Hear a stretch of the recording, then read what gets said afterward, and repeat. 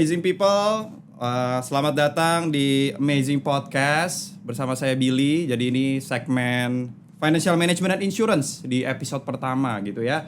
Dengan judul Financial Budgeting ala anak muda. Nah, jadi kebetulan udah ada bersama dengan saya seorang narasumber yang seorang teman lah ya, seorang luar biasa, seorang pemimpin dan seorang praktisi juga.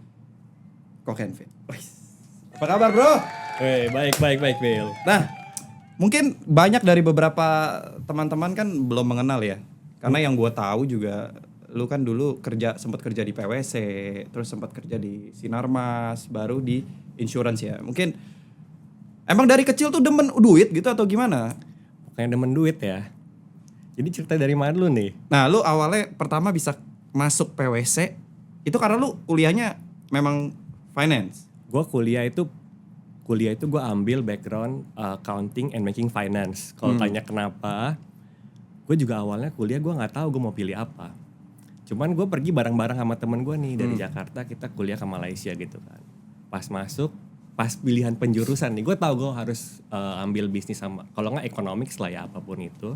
Pas disuruh pilih penjurusan, gue sama temen gue berdua sosokan. Oke. Daripada kita satu major, mending kita double major aja gitu. So ide ya? Alhasil gue ambil itulah accounting and banking finance. Tapi karena lu suka duit juga pasti. Karena iya kan bokap gue, maksudnya gue ada role model lah ya bokap gue dari kecil sampai sekarang pun masih kerja gitu loh. Jadi kayak bukannya seneng duit sih, ya semuanya kalau kita mau hidup nyaman kan perlu uang ya. Yeah. Gue tahu dari kecil kayaknya perlu uang gitu loh. Duit memudahkan ya? Duit memudahkan. Nah, balik tadi, jadi gue lulus 2010 tuh Bill. 2010 gue lulus, awalnya pas gue sebelum kuliah ya, gue pikir oke, gue ini kuliah, gue cuman mau cari pengalaman kerja. Oke. Karena kenapa, dari background keluarga gue kan dagang. Jadi gue pikir ya udahlah, ujung-ujungnya gue cuman kuliah biar bokap gue happy, ada anak yang punya gelar karena bokap gue nggak sekolah. Terus gue bisa belajar dari perusahaan itu dan gue balik bantu bokap gue. Berarti Koken ini sama seperti kita pada umumnya ya? Iya. Kita tuh maksudnya ya udah kondisi lingkungan seperti apa. Jadi bukan yang kayak ambisi banget harus yang gimana gitu ya. Enggak. Karena gue yakin banyak teman-teman yang nonton juga banyak yang seperti itu juga. Iya. Gitu. Kayaknya banyakan yang kayak gue deh, harusnya ya. Oh ya. gitu ya? Dan akhirnya lo end up ke PwC tuh gimana ceritanya? Karena PwC tuh kan gue dengar masuknya susah banget ya. Masuknya waktu zaman gue ya, gue masuk itu 2010 akhir, bisa dihitung 2011 awal lah. Pas gue masuk itu temen-temen gue yang masuk semuanya anak UI. Gue jiper abis tau gak sih, kan anak UI itu pinter-pinter semua kan. Lu lulusan? Gue lulusan Monash Malaysia. Oh, Monash Malaysia. Harusnya lebih enggak juga? Beda lah, lu UI kan semua orang di Indonesia maunya masuk UI gak sih? Oh iya sih, tapi kan gak semua bisa ya. Betul, lu kayak bayangin, gue gak tahu deh kapasitas UI itu nampung mahasiswa berapa satu tahunnya. Cuman dari 270 juta orang, itu semuanya pengen ke situ loh. Dan satu angkatan tuh pasti waktu SMA 3, zaman gue SMA 3 ya sebenarnya ya. UI, gitu harinya pasti tujuan utamanya mau ke UI gitu loh. Gue pikir gila, dari sekolah gue aja, gue dari Lampung, yang pergi ke UI itu cuma satu orang. Dan itu lebih pintar daripada gue. Jadi gue tahu diri aja gitu. Iya. Oke. Tapi untuk masuk ke PwC ini, bahas sedikit tentang PwC. Emang kalau lulusan dalam negeri, khususnya kayak UI gitu ya, itu jauh lebih gampang bisa diterima. Based on pengalaman lo aja kan, teman-teman lo kan banyak yang apply itu pasti kan ya, ke PwC lah, Big Four gitu ya. Dibandingin sama orang yang kuliah di luar negeri. Nah itu ngefek banget kan? Pas di zaman gue kan masuk sebagai auditor nih sebelum gue pindah antar. Oke. Gue ceritain deh. Iya. Di auditor itu mostly anak UI sih di tempat gue. Gue nggak tahu kenapa, mungkin ya emang alumninya kenceng dan emang orang-orangnya pintar. Jadi kan misalkan lu punya adik kelas ya kita ngomongnya ya. Lu udah tahu lah kurang lebih ini anak kredibel bisa kerja. Jadi ya mungkin pas dia hire, lu ada privilege lebih. Liatin dong CV anak ini. Mungkin ya di lapangan gue juga nggak tahu. Oke. Dulu Gitu. Gue juga punya dream tuh pengen kerja di auditor dulu. Wah. Tapi nggak kesampean. Untung dong. Untungnya gitu ya.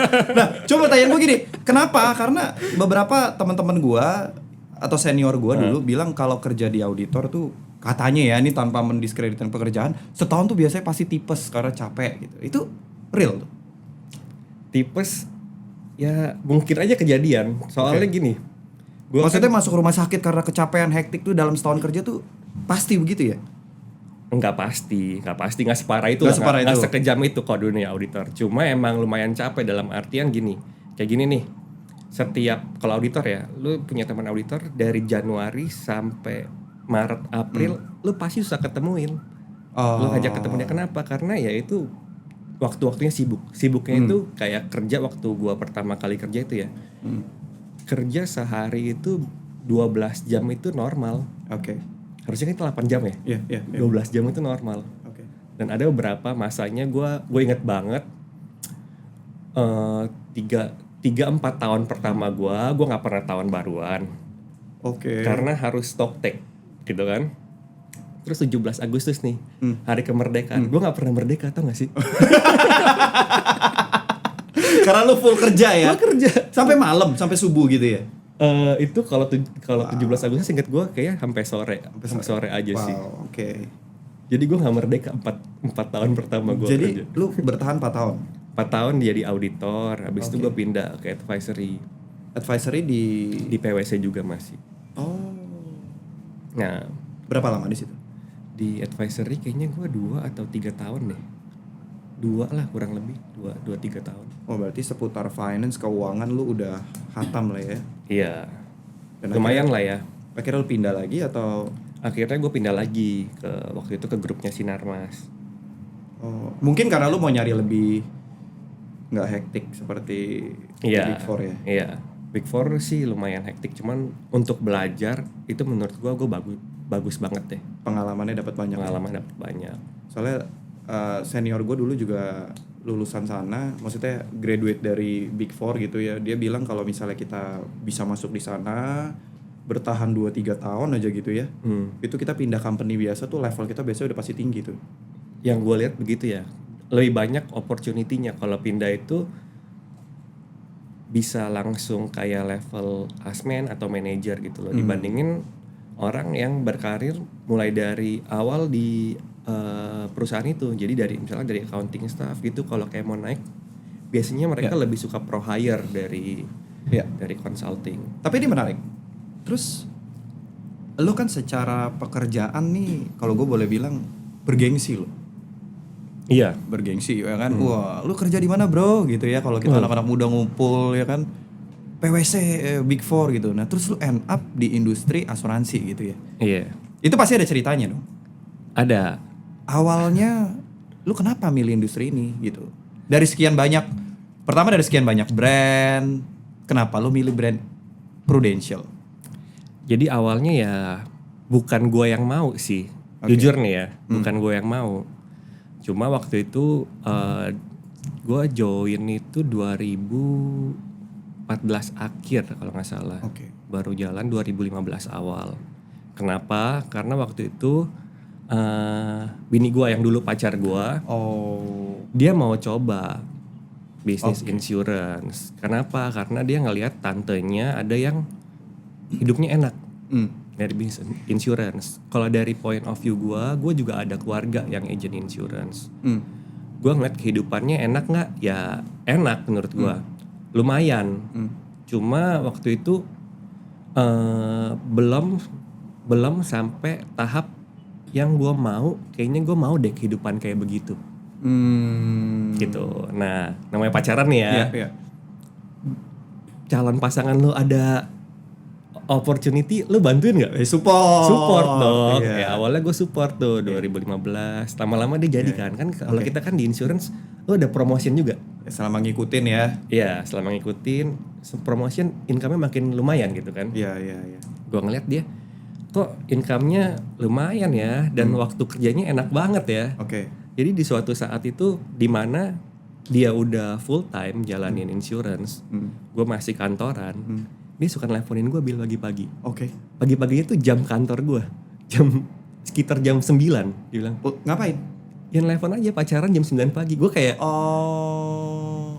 ini kayaknya nggak proper nih. Ini waktunya prime lo untuk kerja gitu ya. Iya, tapi dia kok bisa santai gitu. Dia kan. santai. Dari situlah Iya, lama-lama iya. lu ngeliat kayaknya ini oke juga buat dijalanin karena kan apa ya? Gue punya pengalaman, punya waktu yang fleksibel itu penting gitu loh menurut gue. Alright. Akhirnya lu pindah ke Sinarmas dan ke Pru dan sampai sekarang full time ya. Berarti Iya. udah 10 tahun. Iya. Berarti lu expert di dunia keuangan nih lebih dari 15 tahun kali ya, ada ya? Kurang lebih ya, plus minus ya? Plus minus. Plus minus. Cuma kan gini, awalnya kan lu ngomongin apa tadi? Finance ya? Finance. Finance kan, tapi kan gue awal-awal tuh ngurusin perusahaan. Oh. Nah, semenjak di insurance betul, gue baru betul. belajar personal finance nih, Bill. Yang gue nggak pernah pelajarin dari gue zaman kuliah dulu, zaman gue kerja. Akhirnya ya gue baru belajar setelah nyemplung di insurance ini. Hal yang baru buat lu. Ya, Nah, anyway kalau keuangan buat anak muda tuh kan penting ya. Maksudnya buat apa namanya, selain harus produktif produktif dapetin uang, earn money, juga harus pintar kelola. Iya. Nah, selama pengalaman lo 15 tahun plus nih, kesalahan yang paling sering lo temuin, khususnya anak-anak muda ya, dalam mereka ngatur duit itu apa? Yang paling sering lo temuin? kayaknya yang paling sering ya mungkin nih bukannya gue sok pintar, tapi gue juga pernah Iya, di masa itu gitu kan. Itu instant gratification sih. Terutama ya karena pas zaman kita sosial media udah mulai naik gitu ya. Lu kayak mulai ngebandingin gitu loh hidup lu sama orang lain. Wah gila nih orang enak ya jalan-jalan terus gitu ya. Kadang-kadang pengen juga, Pengen nggak mau juga, kalah nggak gitu mau ya. kalah, iya. Padahal dibilang butuh juga nggak butuh amat gitu ya. iya. Hilang gitu ya. Hilang duitnya ya. Hilang duitnya ya. Terus juga kayak gini, kayak misalkan nih kayak keluar. Gua kan pakai Samsung kan. Keluar setiap tahun kan pasti keluar baru tuh. Iya.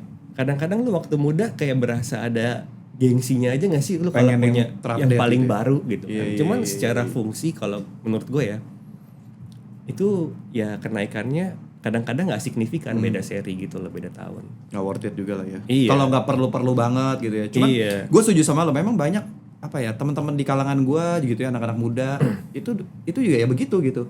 Menunda kepuasan sekarang untuk kenikmatan nanti itu sulit banget. Iya, dan itu yang tertanam waktu gue dari kecil sih sama bokap gue. Jadi kayak bokap gue juga maksudnya kita hidup bukannya berlebih nyaman. Cuma gue dari kecil ya bokap gue itu gue ngelihat dia itu pakai uang itu bener-bener hati-hati banget sih. Bener-bener dipertimbangin banget ya. Dipertimbangkan. Waktu kecil kita berasa ini gila nih bokap gue pelit banget gitu ya. Tapi Oke. lu as you grow old, Iya. lu bakal ngerti gitu. Oh kenapa ya dia ngambil langkah ini gitu loh. Alright. Terus kebiasaan finansial yang menurut lu oke gitu ya, maksudnya supaya anak-anak muda dari sekarang tuh bisa Terapin. bisa dia terapin yang simple gitu. Kebiasaan kerja dapat duit. Nah, itu kebiasaan seperti apa yang lu boleh kasih tipsnya nih? Kalau saran gue nih ya, kan dulu kan gue kerja kan di corporate, kita selalu buat budgeting. Iya.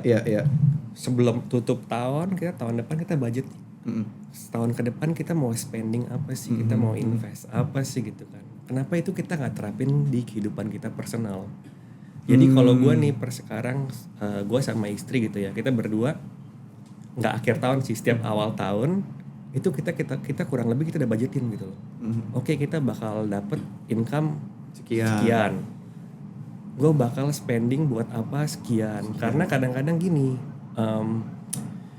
yang kita biasa expense bulanan kita bisa bayar gampang gitu kan. Tapi ada beberapa expense yang lumayan besar gitu loh, yang keluarnya sekaligus. Contohnya apa? Apa? Next. Tadi baru dibahas. Tadi baru dibahas ya. Salah satunya itulah kita nggak bisa. Mungkin kalau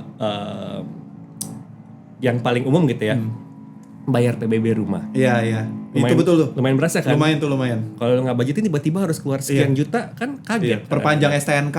Perpanjang STNK. Iya kan? Itu dua itu yang paling simple yang keluar tahunan. Iya. Sama kalau kayak ketiga ya kayak kita lo tau lah ya ada apa ya. Iya. Oke. Jadi budgeting penting banget karena Budgeting. lu bisa tahu. Jadi gua harus nyiapin misalkan nih kan kalau kayak PBB latest Agustus ya.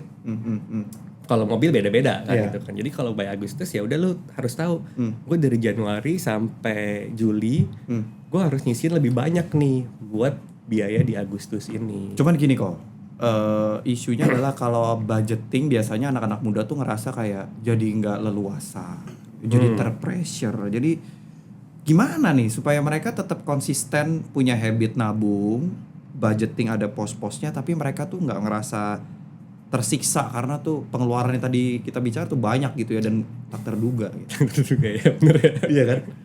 Dan maksudnya caranya gimana gitu. Jadi ini yang gue pelajarin ya selama gue berkecimpung di personal finance, insurance gitu ya. Kurang lebih kan kita beririsan nih personal finance sama insurance. Kita belajar dua-duanya. Nah ada kayak rule of thumb-nya. Rule of thumb-nya itu kayak spending 50% dari income lu, terus cicilan 30% dari income lu, sisanya harusnya bisa dibuat savings 20% lah. Nah ya udah kita manage aja 50% ini buat pos-pos budgeting itu loh. Kan kita tahu nih kebayang income kita tahun ini akan berapa. 50% kita buat spending. Cicilan itu yang gue alamin ya. Kan awal-awal gue juga pernah muda, gue maksain mau beli rumah. Kadang-kadang kita ada fitur auto approve. Yep. Ngerti gak? Betul. Waktu muda, udahlah paksain aja. Kayaknya gue hidup makan nasi tempe, ibaratnya gitu bisa. Indomie gitu ya. telur juga bisa hidup gitu kan kasar katanya kan. Cuma kan kita kadang-kadang lupa, kita cicilan KPR tuh kan panjang. Iya. Bener gak Bil? 5, 10 tahun, 15 tahun gitu kan tergantung. Ya bisa kan lu survive makan Indomie kasih tempe 5 tahun kalau nggak ada kenaikan income ya. Belum lagi kalau di tengah ada resiko harus PHK lah. Iya, ada kebutuhan lain gitu kan. Jadi ya menurut gua kalau kita bisa adopt prinsip itu, rule of thumb itu 50, 30, 20 harusnya sih menurut gue ya. Kita juga gak berasa tersiksa lah kan, spending 50% tuh juga lumayan banyak loh buat. Tapi menurut experience lu itu applicable buat ke semua atau misalnya ya udah apa baiknya jadi pertama kali nih biar teman-teman online juga bisa terapin juga di rumah, mungkin di list dulu ya pengeluarannya yang pasti dulu ya. Iya. Terus pengeluaran yang pasti, terus yang wants ya kita bilangnya. Oke. Mana yang kemauan, mana yang needs, mana yang butuh, dipisahin dulu, jangan semua ditulis dulu semua yang kita pengen gitu ya. Iya, betul. Terus kalau misalnya kok udah ditulis, udah dibacain ternyata memang ini kayaknya perlu banyak nih. Terus ibaratnya untuk proporsinya itu tuh susah. Gimana tuh? Maksudnya cara kita ngebedain lah. Ibaratnya ini gue list nih ya, pengeluaran A, B, C, D, E. Ternyata pas hitung-hitung ya memang minus nih. Ini needs semua nih. Harusnya. Nah itu kadang susah ngebedain ya. Iya. Mana wants, mana needs. Iya. Nah itu kan pertama kali kalau menurut gue kita harus pisahin dulu wants yang mana, needs yang mana. Tapi kalau at one point kalau itu semuanya needs, ya mau nggak mau lah kita harus nyari income tambahan. Apa yang mau kita kelola kalau sumbernya nggak ada ya. Oh iya bener. Cakep. Iya kita nggak bisa kelola ya kalau nggak ada apa-apanya apa yang mau dikelola. Iya gitu betul. Ya. Alright. Nah karena bahas ke topik berikutnya nih menarik menurut gue tentang asuransi kok. Dan sebagai praktisi di asuransi juga kan lu pasti pernah ketemu ya sama orang-orang yang katanya beli asuransi nih buang-buang duit ya kan? Iya kan? Pernah dong yang nemu ya. Terus pasti pernah nemu juga anak muda yang mungkin ya nggak anak muda juga macam-macam bilang. Macam. Iya, udah sehat nggak butuh lah, ya kan? Gue masih sehat. Rumah sakit gue bisa bayar. Nah itu kan pasti sering nemuin hal-hal yang kayak gitu. Padahal yang kayak tadi kita bilang bahwa asuransi itu penting, bahwa asuransi itu mungkin salah satu hal yang kita butuh bukan kita mau loh ya. Dalam budgeting keuangan kan? Betul nggak? Nah, betul. Gimana cara lu edukasi mereka gitu bahwa ini kan hal yang benar gitu ya, bukan sekedar kita jualan dapat komisi buat kita, tapi ini hal yang benar, orang harus terapin. Betul. Nah, lu menghadapi orang-orang kayak gitu gimana kok? Market gitu. Kalau gue sih punya prinsip ini ya, kita nggak bisa maksa orang lain untuk punya gitu loh. Cuman kita bisa share mindset kita ke mereka. Kalau gue sih, gue berpikir gini Bill, kan asuransi kesehatan ya, kalau kita ngomong anak muda mungkin ya sekitar usia 30 lah gitu ya. 30 masih muda lah ya. Ya 30 ya oke lah. Kalau 20-an juga masih muda gitu kan. 30 beli asuransi kesehatan itu bisa loh dengan premi di bawah 1 juta atau 1 juta. Iya. Bener gak sih? Betul. Itu equal dengan 33.000. 33.000 iya. Kayak secangkir kopi mungkin nih. Iya. Nah, gue mikirnya sih gini, kalau dalam satu kehidupan ya, namanya sakit itu kan hal yang pasti. Iya. Dan kalau gue ngelihat contoh nih yang paling umum, usus buntu. Kayak gue ngeliat di lingkungan gue itu usus buntu itu lumayan umum, bisa gue bilang mungkin ya sekitar nggak tahu deh 1/5 kali orang lewatin masa usus buntu. Udah jadi hal yang biasa juga loh sekarang. Iya, bener nggak sih? Betul. Dan tahu nggak usus buntu berapa? Macam-macam. Kemarin gue ada yang 50 juta, ada yang 60 juta. Ada 50. Kemarin tuh gue bantu teman gue itu klaim hampir 100 juta. Nah, jadi gimana sih caranya? Gue cuman sharing aja mindset gue. Gini loh, kita itu cuman bayar 1 juta. Kalau terjadi resiko 100 juta, itu gue ibaratnya kita kayak spread resiko aja, spread uang. Spread resiko ya? Iya. Maksudnya gue berpikir, lu suatu saat pasti akan bayar uang sakit. Iya. Kalau waktunya pas, nggak pakai asuransi nih, datangnya uangnya udah kumpul 100 juta, itu udah gak masalah. Tapi kan masalahnya si resiko ini nggak tahu jadi kejadiannya kapan. Itu masalahnya ya? Itu masalahnya. Kalau beli asuransi, lu udah pasti bayarnya cuma 1 juta, kapanpun doang. Tapi kalau misalkan nih, kejadiannya tadi 100 juta di tahun ke-1 atau tahun kedua. Yang kita nggak tahu random ya? Random, lu baru kumpul sekian, mau bayarnya gimana gitu loh. Kan sebenarnya yang kita harus manage tuh cash flow-nya ya. Kalau menurut gue ini kita spread cash flow-nya aja sih. Gitu buat bayarin sakitnya kita yang nggak tahu kapan. Iya. Kalau gue sih berpikir kayak begitu. Nah, gue share mindset ini ke teman-teman gue lah, lingkungan gue. Tapi kan pasti lu nemu ada yang, wah gue sehat-sehat aja lah, gue mah. Iya, nah itu nggak mungkin sakit lah. Nah itu. Lu ada pengalaman juga cerita begitu? Ada sih, ini pengalaman saudara gue lah ya gitu ya. Jadi dia profesinya di dunia medis. Jadi dia mungkin berpikir ya, kalau amit-amit sakit, gue pun bisa lah minta tolong temen gue atau gimana lah gitu mungkin. Karena sesama rekan medis. Iya gitu kan. Dia berpikirnya mungkin sakit. Cuman namanya resiko kan nggak tahu nih. Asuransi kan ada 3 ya sebenarnya ya. Kalau gue biasanya cuma kesehatan, critical illness, sama life. Yang kita tahu semua gitu kan. Nah, waktu itu untung dia punya critical illness, Bill. Jadi dia beli produk itu sama lu? Dia beli, iya sama family gue lah. Oh, sama family lu. Iya. Tapi asuransi kesehatan dia juga udah punya? Udah punya, untung udah punya. Nah, apa yang terjadi, bukannya sakit, dia kena kecelakaan. Luka bakar. Waduh. Gila, nah itu gue baru tahu sih, gila ya, luka bakar itu biayanya gede banget. Biaya berobatnya itu miliaran. Ini luka bakar hampir full atau gimana?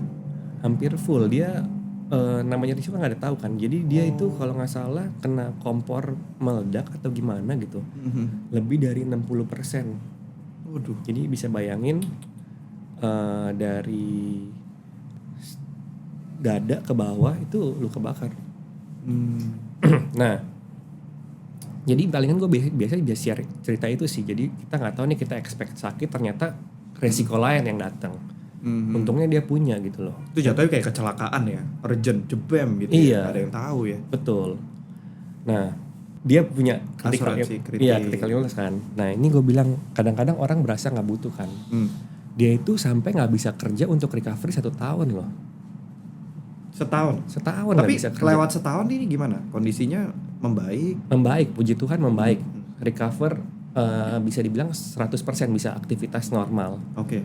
Tapi lu bayangin gak sih kayak kita nih ya, kita baru lapor pajak nih ya. Iya. Lu kebayang dong, lu kan ngeliat, wah income setahun gue ternyata segini. Iya. Baru sadar loh. Baru sadar Tiap kan? bulan kalau masuk nggak gitu berasa loh kayaknya loh. Tapi begitu setahun, lumayan. Iya lumayan loh Iya. gitu. Lu kebayang gak kalau nggak bisa aktivitas, nggak bisa dapetin income setahun itu gimana rasanya? Aduh, itu teman-teman ya. Bener. Iya, gue juga baru gila ya. Ternyata sepenting itu gitu loh. Resiko nggak ada yang tahu, lu nggak ada. Mungkin kalau sampai kejadian nggak bisa aktivitas setahun, nggak bisa nyari income. Tapi gue penasaran kok, itu kemarin biaya berobatnya habis berapa? Akhirnya di cover Nah, pakai asuransi atau gimana? jadi dia ada 2. Ternyata unit luka bakar di Indonesia. Yang gue tahu ya kemarin dari cerita kemarin, correct me if I'm wrong, cuman unit luka bakar yang bagus di Indonesia itu cuma ada di Jakarta. Oh. Di daerah lain nggak ada. Dan Oh beliau di. dia waktu itu daerah lain harus diterbangin Iya. emergency ke Jakarta. Oke. Dan dia masuk ke RSCM. RSCM itu unit luka bakarnya nggak terima pembayaran kecuali BPJS. Jadi berapa bulan pertama dia harus di unit luka bakar itu pakai BPJS. Setelah itu udah mendingan recovery-nya baru ke kencana ya. Kencana itu udah bisa pakai insurance Prudential. Nah itu total kalau totalin tuh kalau nggak salah berapa ya kemarin sih bilang, kalau nggak salah 4M apa ya. Wow. Selama setahun ya. Lo bayangin di ICU berbulan-bulan Bil. ICU kan lo tahu sendiri kan, Iya, sehari iya. bisa belasan puluhan juta. Iya. Kalau Itu iya, belum biaya lain-lain. belum biaya lain-lain, harus visio lagi setelah itu. Jadi ya kadang kan isunya di luar sana nih agen asuransi nakut-nakutin gitu ya. Iya. Sebenarnya itu kan kebenaran ya. Iya, sebenarnya mungkin ya kita buat teman-teman yang insurance agent jangan cuman sekedar nakutin ya, tapi mungkin kita bisa kasih lihat value-nya apa sih kalau punya asuransi. Iya. Lu bisa ngelindungin kalau kejadian kita memang nggak mau, tapi kalau kejadian keluarga juga tetap aman gitu loh secara income. Ya, mungkin kita harus bisa bedain tuh ya teman-teman agen asuransi itu mana yang kebenaran harus kita omongin sama nyebarin fear, ketakutan. Iya, Gitu ya. Ya betul. kalau kebenaran ya memang sakit mahal. Betul. Orang pasti sakit. Betul. Orang nggak tahu kapan. Betul. Nah itu Ada. memang harus kita sampein. Betul. Gitu. Tapi kalau kayak buat nakut-nakutin, wah nanti lu kebayang nggak begini-begini, wah pokoknya dibikin takut-takut terus, nah itu jangan nih. Iya. Jadi tips dari lu adalah ya tetap informatif ya. Iya. Informatif, kasih tau betapa pentingnya, dan jadi bantu sama calon klien tuh jadi bisa risk calculated juga ya. Iya. Wah gila nih kalau nggak bisa kerja setahun, potensi loss income berapa? Nah gue Iya. harus siapin berapa gitu. Betul. Ya. Nice. Dan menurut lu sendiri kok, nah ini menarik nih. Gue mau membahas tentang beberapa orang yang mungkin ada di luar sana denger kecewa sama asuransi karena nggak sesuai gitu. Nggak sesuai itu maksudnya karena dikira asuransi itu kan investasi. Nah menurut tanggapan lu sendiri deh dan pengalaman lu sendiri, asuransi itu bisa nggak sih kita kategori itu sebagai investasi sebenarnya? Nggak bisa sih menurut gua. Clear ya? Benar dua Clear hal yang ya? berbeda. Iya. Nggak bisa gitu. Nggak bisa. Cuma kalau harus milih, Nah mana dulu? mana dulu kan? Menurut lu mana dulu nih Bil? Ya susah juga ya. Susah ya, Gua nyari duit. Gue nggak bikin proteksi, ya suatu saat terjadi gue harus ini masa Iya. depan gue terancam. Gue Betul. bikin proteksi tapi gue nggak ada Ada investasi. investasi. Ntar kita kerja kayak nggak ada hasilnya Iya gitu nggak kan. ada hasilnya. Menurut gue itu dua-duanya harus dialokasikan. Cuma mungkin kalau buat anak muda Berbarengan ya. berbarengan. Tapi gimana pun asuransi harus ada. Apalagi asuransi kesehatan dulu ya. Asuransi Basic kesehatan basic harus ada. Nah itu kan harus dialokasikan. Mungkin buat anak muda porsinya ya bisa disesuaikan gitu loh. Investasi lebih banyak, terus asuransi lebih sedikit. Misalkan nih ada sisa uang bulanan, let's say sekian juta, 5 juta gitu ya misalkan ya. Nggak mungkin dong kita bayar asuransi 4 juta, Iya. 1 juta buat investasi. Ini ada free 5 juta ya. Iya, mungkin dari situ bisa dialokasikan butuhnya seberapa dari profilnya. Oh karena kan gitu kita bisa ngitungin ya. Betul. Sesuai profil, budget. Betul. Iya. Baru berapa nih yang kita buat alokasi nabung atau enggak main saham, kripto. Iya, gitu. iya. Jadi tips dari lu tetap kita lakukan itu Berbarengan dua-duanya. berbarengan. Sembari mungkin kalau misalnya sampai mentok-mentok banget nih, nggak punya budget buat beli asuransi, ya paling nggak ada BPJS ya, harus Iya. dibayar punya BPJS. Betul. Ya.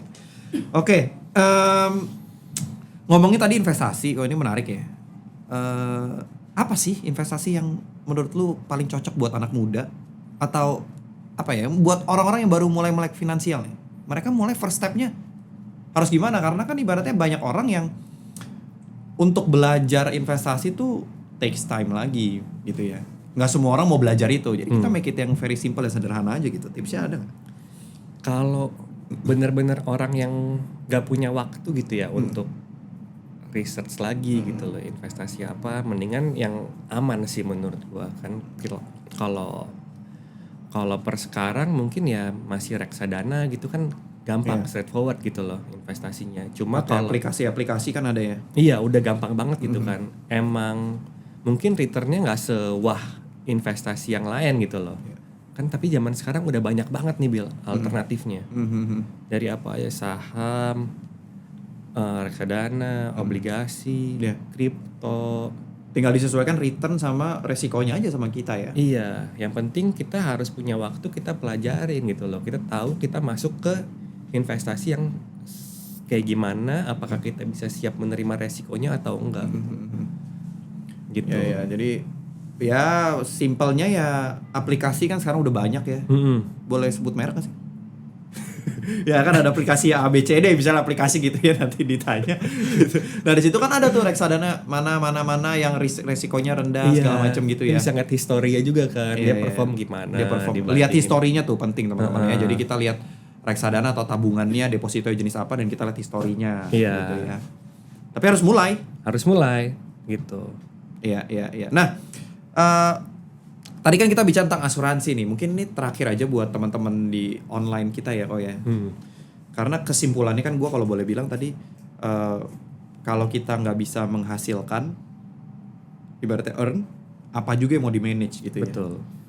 Tips buat anak-anak muda khususnya yang lagi nonton nih, how to earn more income yang lebih stabil atau yang lebih eksponensial gitu, based on pengalaman lu ngelihat klien, ketemu sama berbagai background orang. Tips how to earn yang bisa eksponensial buat mereka. Menurut gue yang paling penting itu kita harus open to opportunity sih. Oke. Itu dulu ya. Itu penting Mau banget. terbuka dulu ya, nggak skeptis. Nggak skeptis. Orang jelasin apa ya kita coba dengar dulu aja gitu loh. Oke. Kalau yang bagus ya kita bisa terapin. Kalau nggak sesuai sama profil kita ya udah kita skip aja gitu. Iya. Tapi kita seenggaknya open dulu. Open dulu. Iya. Jadi kalau dari pengalaman gue gitu ya, kalau gue ngeliat klien-klien gue, teman-teman gue yang dulunya kerja, ya dia tetap secure kerjaan dia, kerjaan yang kantoran gitu ya. Itu kan kita udah ibaratnya dapat terima gaji, ya kita harus laksanakan kewajiban kita dong gitu kan. Tapi di setelah itu, mungkin ya emang awalnya lu harus kerja overtime, do side hustle gitu loh, Bill. Nah, side hustle-nya itu kalau yang gue lihat ada apa aja sih? Kalau gue bilang bisa simpulin sebenarnya kan kita kalau side hustle tuh ada dua ya. Harus berbisnis lah gue bisa bilang gitu kan. Simpulannya bisnis ya. Bisnis, karena kan lu nggak mungkin kerja lagi, masa kerja 16 jam? 16 nggak tidur ya. Tidurnya cuma berapa jam ya? Iya. Masa lu kerja di sini terus ambil kerjaan dari luar negeri 16 jam gitu kan? Bisa sih, cuman gue nggak tahu sehat atau enggak gitu kan. Mungkin sebulan pertama abis itu Tapi menurut gue ya bisnis. Nah, bisnis itu kan sebenarnya kalau gue bilang dari pengalaman gue ya, gue simpulin tuh sebenarnya cuma dua, bisnis barang sama bisnis jasa. Bisnis barang, bisnis jasa. Oke. Iya ya. Nah, bisnis barang itu ya kita tahu satu harus perlu modal.